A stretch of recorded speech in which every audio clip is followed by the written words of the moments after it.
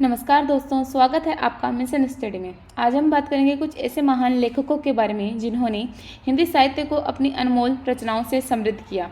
अगर आप हिंदी साहित्य के शौकीन हैं या लेखन में रुचि रखते हैं तो इस वीडियो को अंत तक जरूर देखें।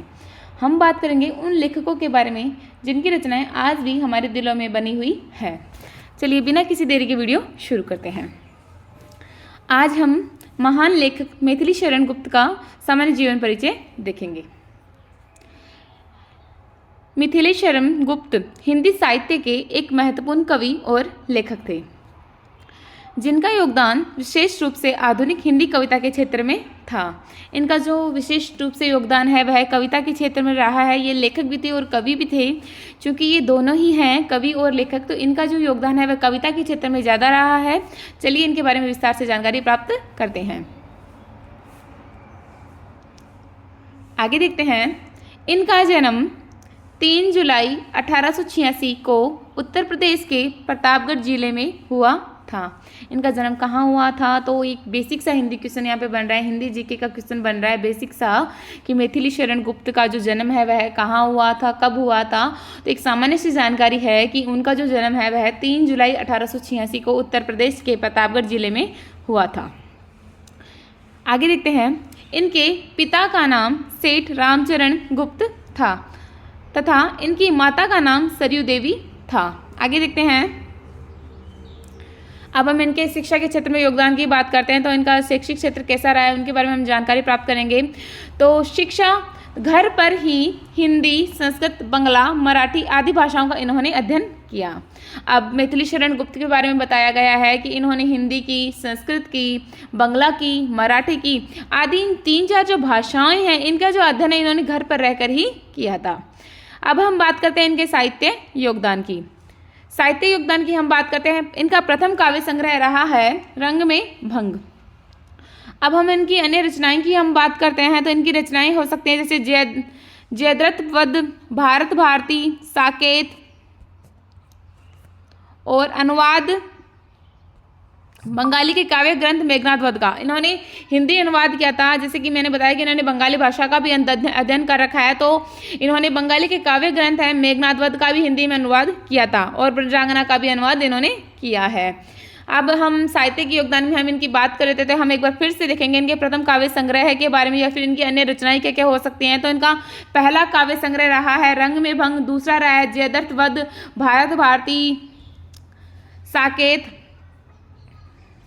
और हम बात करते हैं इन्होंने 2 जो है अनुवाद किए हैं। पहला है बंगाल के काव्य ग्रंथ था मेघनाद वध का, इन्होंने हिंदी में अनुवाद किया है और ब्रजांगना का भी इन्होंने अनुवाद किया है।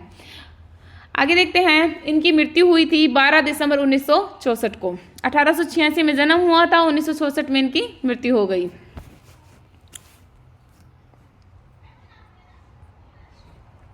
आगे देखते हैं।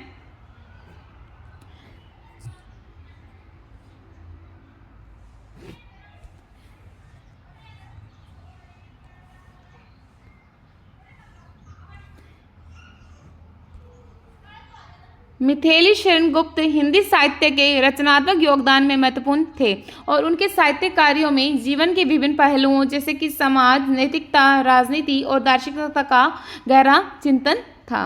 इनके हिंदी साहित्य के क्षेत्र में हम बात कर रहे हैं, तो हिंदी साहित्य के क्षेत्र में जैसे कि साहित्य कार्यों में इनके समाज, नैतिकता, राजनीति और दार्शनिकता का गहरा चिंतन था।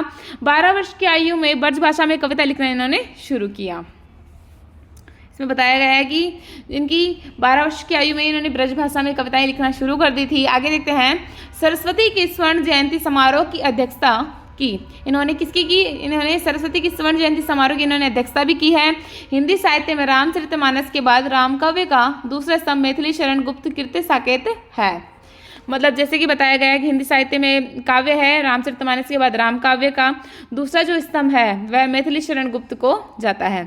कृत साकेत है। वे द्विवेदी युग के महत्वपूर्ण कवि थे। एक मोस्ट जी के क्वेश्चन बताया जा रहा है कि द्विवेदी युग के महत्वपूर्ण कवि कौन थे, तो मिथिलेश शरण गुप्त जो थे वह द्विवेदी युग के महत्वपूर्ण कवि थे। अब हम देखेंगे इनकी प्रमुख रचनाएं।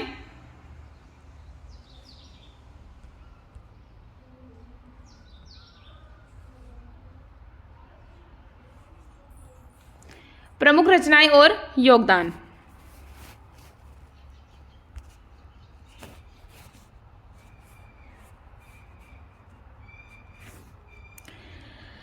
मिथिलेशरण गुप्त की रचनाओं में विशेष रूप से समाज की पीड़ा और उसकी सामाजिक स्थिति का चित्रण किया गया था। उनकी रचनाओं में आलोचना और आत्म साक्षात्कार का प्रभाव देखा जाता है और उनकी कविताओं ने हिंदी कविता की दिशा में कई बदलाव किए। यह नॉर्मल सी जानकारी है जो इनके बारे में बताई गई है। इनसे रिलेटेड कोई जीके क्वेश्चंस नहीं पूछे जाते हैं। आगे देखते हैं, उनकी प्रमुख काव्य रचनाएं निम्नलिखित हैं। सांगीतिक कविता, हास्य और व्यंग्य उनकी लेखनी का समाज में बदलाव लाने और सशक्त बनाने में महत्वपूर्ण योगदान था। इसी के साथ आज का हमारा वीडियो कंप्लीट होता है। Thanks for watching and keep supporting. मिलते हैं अगले वीडियो में।